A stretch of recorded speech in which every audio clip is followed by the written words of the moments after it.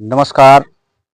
आज का वीडियो कितना महत्वपूर्ण होगा ये फैसला आप लोग करेंगे और वीडियो में मेरी कही हुई बातों में कितनी सच्चाई है और इसमें कितनी सच्चाई नहीं है, ये समाज पे कितना असर डाल सकती है और हमारे और आपके ज़िंदगी में कितना बदलाव ला सकती है, उसके बारे में आप लोग कमेंट करके ज़रूर बताइएगा। आप लाइक नहीं करेंगे कोई बात नहीं है, लेकिन आपको कमेंट करना ही होगा ताकि हमें पता चले कि हमारी बातों से समाज पे क्या असर पड़ रहा है। और आपको पता है कि संविधान को लागू हुए लगभग 75 साल हो गए और कितनी सरकारें आईं और कितनी सरकारें चली गईं, लेकिन उन संविधान के अंदर जो हमारे लिए जो कानून बनाए गए हैं, हमारे भले के लिए कानून बनाए गए हैं, उसमें वो कड़ी कार्रवाई नहीं कर पाए।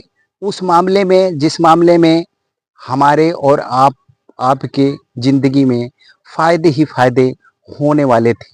जैसे मैं आपको बता दूं, दहेज प्रथा को रोकने के लिए अधिनियम 1961 में धारा 3 के तहत ये कानून बनाया गया है कि दहेज लेने और देने और उसमें अफवाही खर्च करने पे 5 साल का जेल और 15,000 रुपये तक का जुर्माना लगाया जा सकता है। तो इसमें अगर सरकार कड़ी कार्रवाई करती, कानून व्यवस्था अगर कड़ी कार्रवाई करता, तो इसमें किसके लाभ है? हमारे और आपके लाभ है। हमारे पैसे का बचत हो जाता। जैसे धारा 91 धारा 91 कहती है कि आप सरकार के जमीन पे अगर कब्जा किए हैं तो सरकार आपसे कभी भी खाली कराई जा सकती है। जैसे आप देख सकते हैं आजकल अपने उत्तर प्रदेश में गांव-गांव में जो सरकारी ज़मीन पे लोग कब्जा किए हुए हैं, उसी कानून के अंतर्गत कड़ी कार्रवाई की जा रही है और हमारे बने बनाए घर को गिराया जा रहा है। तो इसमें तो हमारा नुकसान है और इसमें कड़ी कार्रवाई की जा रही है, लेकिन उसमें तो हमारे फायदे हैं। दहेज निषेध अधिनियम 1961 धारा 3 के तहत जो कानून बनाए गए हैं, उसमें अगर कड़ी कार्रवाई होगी तो हमारे और आपके फायदे होंगे, लेकिन इसमें 91 के तहत जो कड़े कार्रवाई हो रहे हैं, इसमें तो हमारे नुकसान है। बने बनाए घर को गिरा दिया जा रहा है, तो इसमें तो हमारा ही नुकसान हो रहा है। तो समझने की बात यह है कि सरकार चाहती क्या है?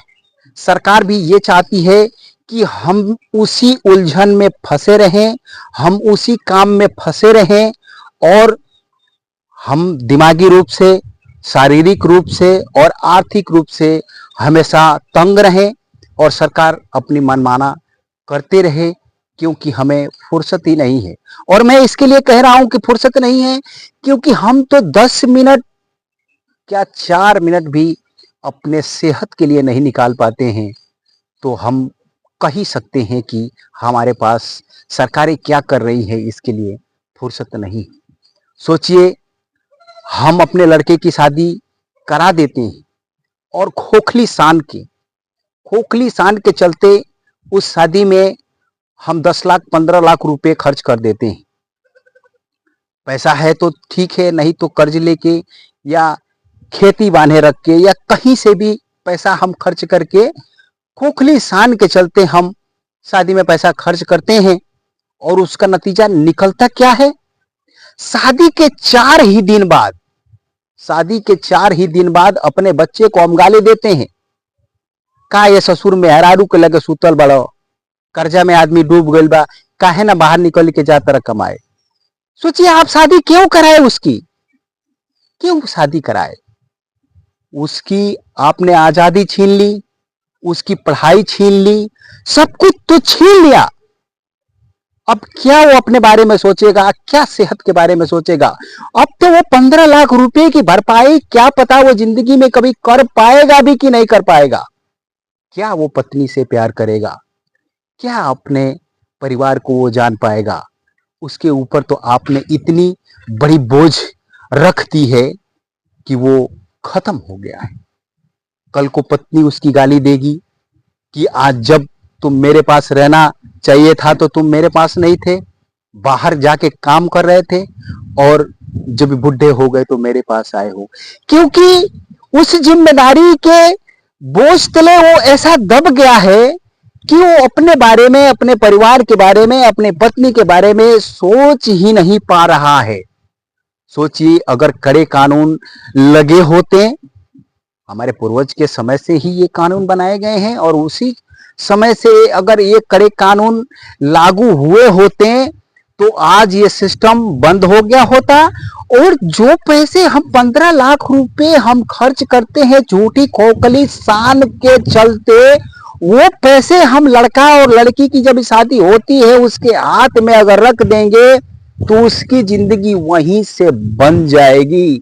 उसको कोई टेंशन होगा ही नहीं। उस पैसे से अपने जिंदगी में कम से कम 10 साल तो निकाल सकता है।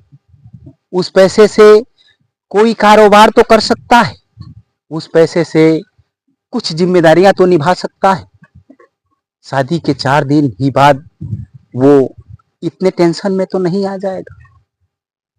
तो देखिए, हमको और आपको मिलके ही कुछ करना पड़ेगा, तभी जाके समस्या का समाधान होगा।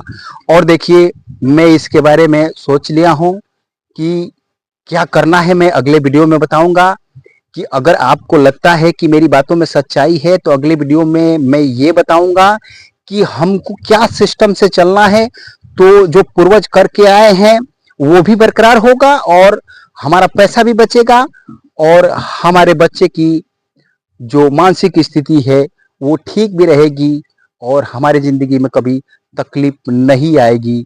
तो अगले वीडियो में ये बातें मैं बताऊंगा। तब तक के लिए नमस्कार।